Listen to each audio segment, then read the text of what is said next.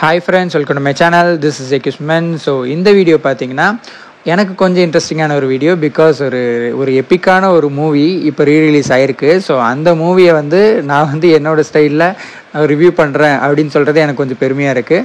So இந்த 1991 release ஆன தளபதி மூவியோட ஸ்டோரி அண்ட் இன்ட்ரெஸ்டிங் ஃபேக்ட்ஸை தான் இந்த வீடியோவில் பார்க்க போகிறோம். அண்ட் வீடியோ பார்க்குறதுக்கு முன்னாடி நம்ம சேனலுக்கு புதுசாக இருந்தீங்கன்னா சப்ஸ்கிரைப் பட்டன் கிளிக் பண்ணிக்கோங்க. அப்போ தான் நம்மளோட அப்டேட்ஸ் உங்களுக்கு ரெகுலராக வரும்.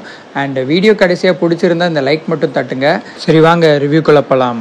தளபதி இந்த மூவி 1991 ரிலீஸ் ஆன ஒரு மூவி. இந்த மூவியை எழுதி டைரக்ட் பண்ணது பார்த்திங்கன்னா மணிரத்னம்.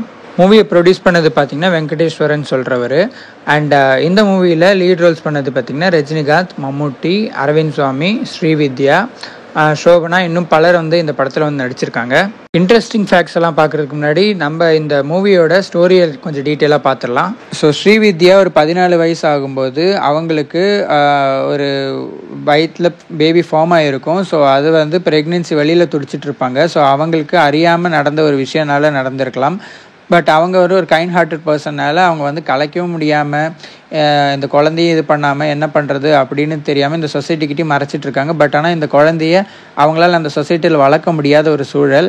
ஸோ இதனால் அவங்க யாரும் ஹெல்ப் பண்ணாத இதில் அவங்களே குழந்தை பிறந்துருது.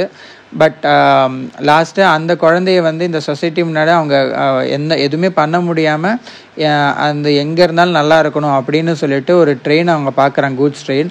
ஸோ அந்த ட்ரெயினில் ஒரு ஷாலை சுற்றி அந்த குழந்தைய அங்கே வச்சிடுறாங்க. அதுக்கப்புறம் அந்த ட்ரெயின் ஒரு இடத்துல போய் நிற்கும்போது ஸோ அங்கே இருக்கிற பசங்க அந்த அரிசியை திருடுறதுக்காக வருவாங்க. ஸோ அங்கே இருக்கிறவங்க போலீஸை பார்த்தோன்னே அந்த குழந்தைய ஆற்றுல விட்டுருவாங்க.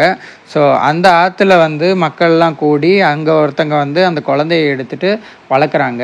ஸோ இப்படி நாள் போக்கில் நம்ம ஹீரோ தளபதி ரஜினி வளர்றாரு. அப்படிப்பட்ட ஊரில் தேவராஜன் சொல்கிறவர் ரவுடியிசம் பண்ணிகிட்ருக்காரு. அவர் மக்களுக்கு நல்லது பண்ணாலும் ரவுடியிச வழியில் பண்ணிகிட்டு இருந்தார். ஸோ அவருக்கு விசுவாசமாக இருந்த ரமணான்னு ஒருத்தர் ஒரு மிஸ்யூஸ் பண்ணி ஒருத்தங்களோட ஒய்ஃபை மிஸ்யூஸ் பண்ணியிருந்தார். வேற ஒரு விஷயத்துக்காக கேட்க போயிட்டு அப்படி பண்ணியிருந்தார். ஸோ இதை தெரிஞ்ச ரஜினி அவரை அடித்து ஹாஸ்பிட்டலில் படுக்க வச்சிருவார். ஸோ இது தேவராஜுக்கு தெரிய வர அவருக்கு ரொம்ப கோவம் வந்துடுது. ஸோ எப்படி அவன் என்ன ஆளை அடிக்கலாம் அப்படின்னு சொல்லிட்டு அந்த மாதிரி கோவப்பட்டுருவார். ஸோ இதுக்கப்புறம் அவனுக்கு எதாவது ஆச்சுன்னா அவனை நான் சும்மா விட மாட்டேன் அப்படின்னு சொல்லிட்டு தான் இவங்க 2 பேருக்கும் ஃபர்ஸ்ட் அறிமுகம் ஆகுது. அண்ட் அதுக்கப்புறம் பார்த்தா அந்த ரமணான்னு சொல்கிறவர் இறந்து போகிறாரு. ஸோ இதனால ரஜினி பிடிச்சிட்டு போகிறாங்க. ஸோ அப்போ அங்கே போலீஸ் அவங்களோட டீட்டெயில்ஸ் எல்லாம் எழுதும்போது கேட்குறாங்க அம்மா பேர் அப்பா பேர் என்ன அப்படின்னு சொல்லிட்டு. ரஜினிக்கு ஒரு சின்ன வயசுலேருந்து ஒரு விஷயம் இருக்குது. ஸோ அவங்க அம்மா பேர் அப்பா பேர் தெரியாதனால யாரை இன்சிஸ்ட் பண்ணி கேட்டாலும் அவரால் அது பொறுக்க முடியாது. ஸோ டக்குன்னு போலீஸ் அடிச்சிருவார். ஸோ இதுக்கப்புறம் ரஜினியை ஆஸ் யூஷுவல் அவங்க போலீஸ் ஸ்டைலில் பயங்கரமாக பெண்டு நிமித்திடுவாங்க. ஸோ இது ஒரு பாயிண்ட்டுக்கு அப்புறம் பார்த்தா திடீர்னு பார்த்தா அவர் அப்ரூவல் வராரு. நான் தான் ரமணாவை கொன்னேன் அப்படின்னு சொல்லிட்டு ஒருத்தர் இவரை பெயிலில் எடுக்கிறாங்க. ஸோ அப்போ தான் திரும்பியும் ரஜினியும் மம்முட்டியும் ஃபேஸ் ஆன் ஃபேஸ் கிளாஷில் பார்க்குறாங்க 2 பேரும். ஏன்னா அந்த பெயிலில் எடுத்தவரே பார்த்திங்கன்னா மம்முட்டி தான், தேவராஜ். ஸோ இவங்க பார்த்துட்டு சரி ஏதோ கொல்ல தான் போகிறாங்க அப்படின்னு நினச்சா, பட் ஆனால் கொல்றது கிடையாது. ஸோ இவங்க 2 பேரும் அந்த எதுக்காக ரமணா இவர் அடித்தார், ரஜினி அடித்தார் அப்படின்னு சொல்லிட்டு தெரிஞ்சதும் அதில் ஒரு நியாயம் இருந்ததை புரிஞ்சதுனால இவர் அதை ரியலைஸ் பண்ணி பெயிலில் எடுத்தார். அப்போ அவர் கேட்பார், நீ இவ்வளோ இது பண்ணியிருக்கேன் எனக்காக, பட் ஆனால் உனக்கு நான் என்ன பண்ணுறது தெரியல அப்படின்னு சொல்லிட்டு இருக்கும்போது தான் ஸோ இவங்களுக்கு 2 பேருக்குள்ளே அந்த ஒரு பாண்டு க்ரியேட் ஆகுது. ஏன்னா இவரோட தாட்ஸ் இவருக்கு பிடிச்சிருக்கு அண்ட் இவரோட நல்லது பண்ணுற விதமும் இவருக்கு பிடிச்சிருக்கு. ஸோ இதனால் இவங்க ஃப்ரெண்ட்ஷிப் அங்கேருந்து ஸ்டார்ட் ஆகுது. இந்த ஃப்ரெண்ட்ஷிப் பார்த்திங்கன்னா எங்கெல்லாம் தப்பு நடக்குதோ ஸோ அங்கெல்லாம் இவங்க அதை சூர்யா மூலியமாக தேவராஜுக்கு தெரிய ஸோ இதை ஆக்ஷன் எடுக்கிறாங்க. ஸோ அது ஒரு ரவுடிசமாக மாறுது. கவர்மெண்ட் பாயிண்ட் ஆஃப் வியூவிலேருந்து பார்க்கும்போது அது தப்பாக தெரியுது. வைலன்ஸ் இவங்க தான் க்ரியேட் பண்ணுற மாதிரி. பட் ஆனால் அவங்க நல்லதுக்கு தான் பண்ணாலும் என்னதான் இருந்தாலும் அது ரவுடிசம் தானே. ஸோ அப்படின்னு ஒரு மைண்ட் செட் ஆகுது. இதுக்கு நடுவில் தான் ரஜினிக்கும் சோபனாக்கும் ஸோ அவங்களுக்கு ஒரு லவ் போகுது. ஸோ அந்த ஒரு லவ்வும் நல்லா அப்பப்போ நல்லா தான் இருக்குது பார்க்குறதுக்கு. சோபனா பார்த்திங்கன்னா அவ்வளோ நேச்சுரலாக நடிச்சிருப்பாங்க இந்த படத்தில். ஸோ என்னதான் இந்த ரஜினி வந்து ரவுடிசம் இந்த மாதிரி அடிதடி அப்படி இருந்தாலும் அவரோட அந்த மனசுக்காக அவர் வந்து நல்லது பண்ற விதத்தை பார்த்து இதுக்கு நடுவில் பார்த்தீங்கன்னா ரஜினியோட அம்மா ஸ்ரீவித்யா அண்ட் அவங்களோட ஹஸ்பண்ட் வந்து ஜெயசங்கராவும் அண்ட் அவங்களோட பையனா அரவிந்த் சாமியும் இருக்காங்க. ஸோ இப்போ அரவிந்த் சாமி ஒரு கலெக்டராக இருக்காரு. அதே ஊருக்கு தான் அவங்க டிரான்ஸ்ஃபர் ஆகி வராங்க.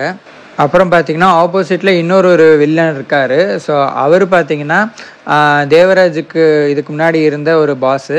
ஸோ அவரும் அந்த ஒரு தொழிலில் தான் இருக்கார். அங்கேருந்து தான் தேவராஜ் வந்து தனியாக இப்போ ஒரு இதை பண்ணிகிட்ருக்காரு. ஸோ இதை பிடிக்காத அந்த ஒரு பர்சன் வந்து இவங்களுக்குள்ளே தேவராஜோட ஆளுங்களே அவங்க கையில் வச்சுக்கிட்டு தேவராஜுக்கு வந்து அவங்களுக்குள்ளே ஸ்கெட்ச் போட்டு லாஸ்ட்டு தேவராஜை வந்து குத்தி இது பண்ணிடுறாங்க. பட் ஆனால் அதுலேருந்து பிழைச்சிடுறாங்க. ஸோ இதெல்லாம் யார் பண்ணுறான்னு தெரிஞ்சதுக்கப்புறம் அந்த பர்சனை வந்து நடு ரோட்டில் வச்சு கொளுத்திடுறாரு ரஜினி. ஸோ இதை வந்து நம்ம ஜெயசங்கர் வந்து பார்த்துடுறாங்க. பார்த்துட்டு அண்ட் இது வந்து கலெக்டருக்கு இன்ஃபர்மேஷன் போகுது, இந்த மாதிரி பட்டப்பகலில் வந்து கொள்கிறாங்க.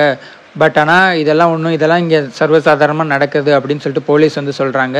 அப்படி சொன்னப்போ ஏன் இது ஆக்ஷன் எடுக்கலன்னு கேட்கும்போது யாருமே வந்து சாட்சி சொல்ல மாட்டுறாங்க, இது வந்து எப்பயும் நடக்கிறது தான் அப்படின்னு சொல்லிட்டு அவங்க சொல்லுவாங்க.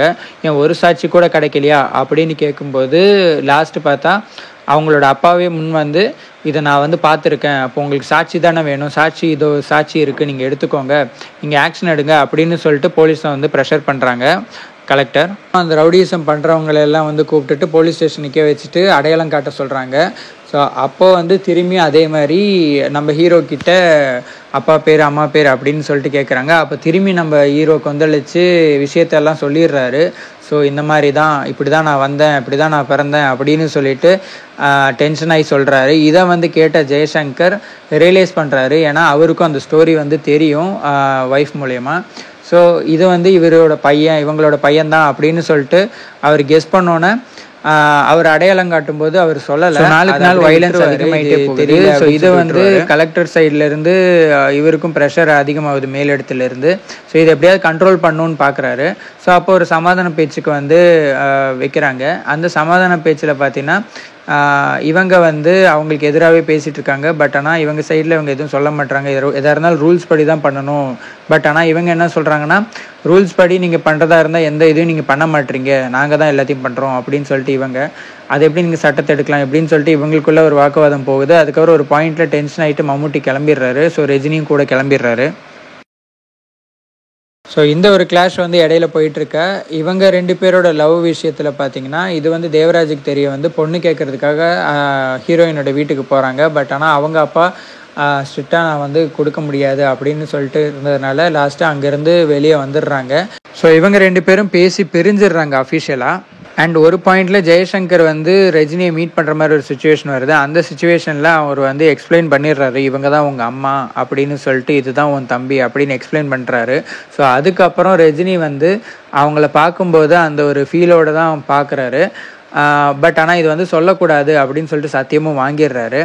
இதுக்கு நடுவில் வீட்டில் பார்த்து அரவிந்த் சாமிக்கும் சோபனாக்கும் கல்யாணம் நடக்குது. ஸோ இது ஒரு பாயிண்டில் முடிஞ்சிட்ருக்கும். அதே மாதிரி இங்கே பார்த்தீங்கன்னா நம்ம ஆரம்பத்தில் ரமணான்னு சொல்லிட்டு ஒரு கேரக்டரை வந்து ரஜினி அடித்து போட்டாருன்னு சொன்னான்ல. ஸோ அவர் இறந்துட்டார். ஸோ அவங்களுக்கு ஒரு ஒய்ஃப் இருப்பாங்க.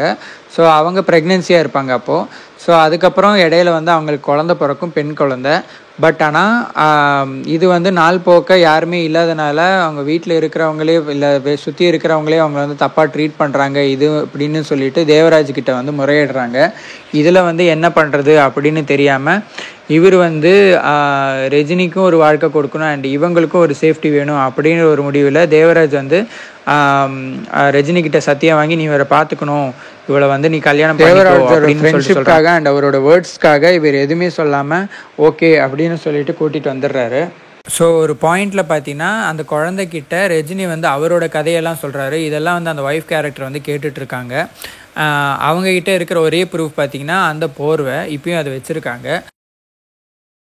ஸோ இதை வந்து எப்படியாச்சும் ரஜினியோட அம்மா கிட்ட இதெல்லாம் சொல்லணும் அப்படின்னு சொல்லிட்டு இன்டைரக்டாக வந்து அவங்கள மீட் பண்ணுறப்போ அந்த போர்வையை வந்து சுற்றி இந்த குழந்தைய வந்து கூப்பிட்டு போகிறாங்க. ஸோ அப்போ வந்து அதை பார்த்த அவங்க ரஜினியோட அம்மா இதை ரியலைஸ் பண்ணுறாங்க, இது யாருது அப்படின்னு கேட்டப்போ அந்த குழந்தைய வந்து சொல்லிடும், இது வந்து சூர்யாது, சின்ன வயசில் கிடச்சது அப்படின்னு சொல்லிட்டு எல்லாத்தையும் வளரிடும். ஸோ இதை கேட்டோன்னா அவங்க அம்மாவுக்கு வந்து இது ஏன் புள்ள தான் அப்படின்னு சொல்லிட்டு கன்ஃபார்ம் பண்ணிடுவாங்க. ஸோ இப்போ இவங்க 2 பேருக்கு நடுவில் இருக்கிற கிளாஷ் நடக்கிறப்போ இவரால் ஒன்றும் அந்த சைடு பண்ண முடியாத ஒரு சுச்சுவேஷன். பட் ஆனால் தேவராஜ் இடையில வந்து போலீஸ் எல்லாம் சேர்ந்து கண்ட்ரோல் பண்ணி அவங்க ஆளுங்களை எல்லாரையும் அடித்து அவங்களையும் சேர்த்து அடித்து அவங்க ஒய்ஃபுக்கு வந்து கர்ப்பம் கலையிற அளவுக்கு ஒரு விஷயம் நடந்துடும். ஸோ இதனால் வந்து கோவத்தின் உச்சத்தில் வந்து தேவராஜ் இருப்பார். எப்படியாச்சும் அந்த கலெக்டரை கொல்லணும் அப்படின்னு சொல்லிட்டு ஒரு உக்ரத்தில் இருக்கிற தேவராஜை வந்து ரஜினி எதுவுமே சொல்ல முடியாத டைமில் ஒரு பாயிண்டில் அவரையும் மீறி சொல்லிடுறாரு, அது என் தம்பி, அதனால் என்னால் ஒன்றும் பண்ண முடியாது அப்படின்னு சொல்லிடுறாரு. பட் என்னதான் அவருக்கு ரஜினியோட அந்த ஃப்ரெண்ட்ஷிப்காக அண்ட் ரஜினி அவருக்காக பண்ணதுக்காக அந்த நல்ல விஷயத்துக்காக, ஸோ இந்த ஒரு ரீசன்ஸ்க்காக அவர் வந்து சரண்டர் ஆகலாம் அப்படின்னு சொல்லிட்டு ஒரு மைண்ட் செட்டுக்கு வந்துடுறாரு. ஸோ சரண்டர் ஆகவும் கலெக்டர் ஆஃபீஸ்க்கு போயிடுறாங்க. அங்கே வந்து நான் சொன்ன அந்த இன்னொரு வில்லன் ஆளை வந்து ஒருத்தங்களை ஏவி விட்டு தேவராஜை வந்து அங்கே கொண்டுடுறாங்க. ஸோ இதுக்கப்புறம் ரஜினி கொந்தளிச்சுட்டு அந்த ஒரு மெயின் வில்லனையும் போயிட்டு அவருடைய இடத்துல போயிட்டு கொண்டுடுறாரு. கடைசியில் வந்து போலீஸ்கிட்ட சரண்டர் ஆக போகிறாரு. பட் ஆனால் அப்போ போலீஸ் சைட்லேருந்து என்ன சொல்கிறாங்கன்னா, இவருக்கு எதிராக எந்த ஒரு எவிடன்ஸும் இல்லாதனால நம்மளால் ஒன்றும் பண்ண முடியாது அப்படின்னு சொல்லிட்டு விட்டுடுறாங்க, மெயினாக இவங்க பண்ண நல்ல விஷயத்துக்காக மட்டும். ஸோ இப்படி அரவிந்த் சாமிக்கும் டிரான்ஸ்ஃபர் வந்து வேற ஒரு இடத்துக்கு போடுறாங்க. அப்போ வந்து நம்ம ஹீரோவோட அம்மா ஸ்ரீவித்யா வந்து ரஜினி கூடயே இருக்கேன் அப்படின்னு சொல்லிட்டு படம் வந்து இப்படியே முடிச்சிருக்காங்க. நெக்ஸ்ட் கேரக்டரைசேஷன் பற்றி பார்க்கணும்னா ரஜினி. ஸோ ரஜினி பார்த்தீங்கன்னா நம்ம இப்போ பார்க்குற கமர்ஷியல் பாயிண்ட் ஆஃப் ரஜினியை விட இந்த ஒரு படத்தில் பார்த்தீங்கன்னா பல எமோஷன்ஸை உள்ளடக்கிய ஒரு பர்சனாக அந்த ஒரு சூர்யாவாக வந்து இந்த படத்தில் நின்றார். அவரோட அந்த எமோஷன்ஸை வெளிப்படுத்துகிற விதமாகட்டும், அவங்க அம்மாவை பற்றி சொல்லும்போது, அப்பாவை பற்றி சொல்லும்போது, அண்ட் அதே மாதிரி அவர் அந்த ஃப்ரெண்ட்ஷிப்காக கொடுக்குற இதாகட்டும், அண்டு கோவப்படுற விதம், ஸோ இது எல்லாமே பார்த்தீங்கன்னா அவ்வளோக்கு எவ்வளோ நேச்சுரலாக வந்து அவர் வந்து காமிச்சிருப்பார். அண்ட் ஃபைட் சீக்வன்ஸ் கூட பார்த்தீங்கன்னா அவரோட நேச்சுரலாக இருக்கும் இந்த படத்தில். And next Mammootty. ஸோ மம்முட்டி பார்த்திங்கன்னா கேரளாவில் அவ்வளோ பெரிய ஸ்டாரு. ஸோ அவரும் பார்த்தீங்கன்னா அவங்க 2 பேரும் நடித்த ஒரு படம் தான் இந்த படம். ஸோ இதில் வந்து இவங்க 2 பேருக்கும் ஈக்குவலான ஒரு இம்பார்ட்டன்ஸ் கொடுத்துருக்காங்க இந்த படத்தில். அண்ட் அவரோட கேரக்டரையும் அவர் வந்து கச்சிதமாக வந்து இந்த படத்தில் பண்ணியிருப்பார். நெக்ஸ்ட் அரவிந்த் சாமியோட கேரக்டர், அவரோட ஃபஸ்ட்டு படம்னாலும் இந்த படத்தில் வந்து அவர் வந்து பயங்கரமான ஒரு ஸ்ட்ராங்கான ஒரு ரோலை வந்து பண்ணியிருக்காரு. அதுவும் ஆப்போசிட்டில் ரஜினி மம்முட்டி மாதிரி ஆக்டர்ஸ்க்கு முன்னாடி இந்த பக்கம் அவரோட கேரக்டர் ஸ்ட்ராங்காக எழுதியிருக்காங்க. அண்ட் அந்த கேரக்டருக்கு ஏற்ற மாதிரி அவரோட ஆட்டிடியூட் எல்லாமே வந்து அந்த மாதிரி அவ்வளோ அந்த ஒரு கலெக்டர் பாயிண்டில் நல்லாவே வந்து காமிச்சிருந்தாங்க. அண்ட் அவரையும் அதை நல்லா எக்ஸிக்யூட் பண்ணியிருந்தாரு. ஸோ அது இல்லாமல் ஸ்ரீவித்யா, ஸோ அவங்க அம்மாவாக வந்து அந்த எமோஷன்ஸ் ஆகட்டும், தெரிய வரும்போது அவங்களோட ரியாக்ஷன் ஆகட்டும், ஸோ இது எல்லாத்தையும் நல்லாவே பண்ணியிருந்தாங்க. அண்ட் ஷோபனா, ஸோ நேச்சுரலான அந்த ஒரு கேரக்டரை வந்து பயங்கரமாக நேச்சுரலாக ரொம்ப லவ்லியாக நல்லா க்யூட்டாக நல்லா காமிச்சிருந்தாங்க. அவங்களோட ரியாக்ஷன்ஸ், அவங்களோட எக்ஸ்ப்ரெஷன்ஸ் அண்ட் அந்த ஒரு கேரக்டராகவே நல்லாவே வந்து படத்தில். ஸோ இந்த படம் பார்த்திங்கன்னா திரும்பி ரீமேக் ஒன்று பண்ணியிருக்காங்க. ஸோ அன்னவரு அப்படின்னு சொல்லிட்டு கன்னடா லாங்குவேஜில் வந்து 2003 ரீமேக் பண்ணியிருக்காங்க. அண்ட் இந்த மூவி 2024 டிசம்பர் 12 அன்னைக்கு ரஜினியோட பர்த்டே அன்னைக்கு ரீரிலீஸும் பண்ணியிருக்காங்க. ஸோ அது இப்போ சக்ஸஸ்ஃபுல்லாக ஓடிக்கிட்டு தான் இருக்குது. எல்லோரும் செலிப்ரேட் பண்ணுறாங்க இந்த ஒரு எப்பிக்கான. ஏன்னா பிகாஸ் அந்த டைமில் நம்ம கண்டிப்பாக இந்த படத்தெல்லாம் வந்து பார்த்துருக்கிறதுக்கான இதில் நிறைய பேர் நம்ம இருந்திருக்க மாட்டோம். மேபி நம்ம ஃபாதர் ஜென்ரேஷன்ஸ் அவங்கெல்லாம், தாத்தா ஜென்ரேஷன்ஸ் அவங்கெல்லாம் பார்த்துருப்பாங்க.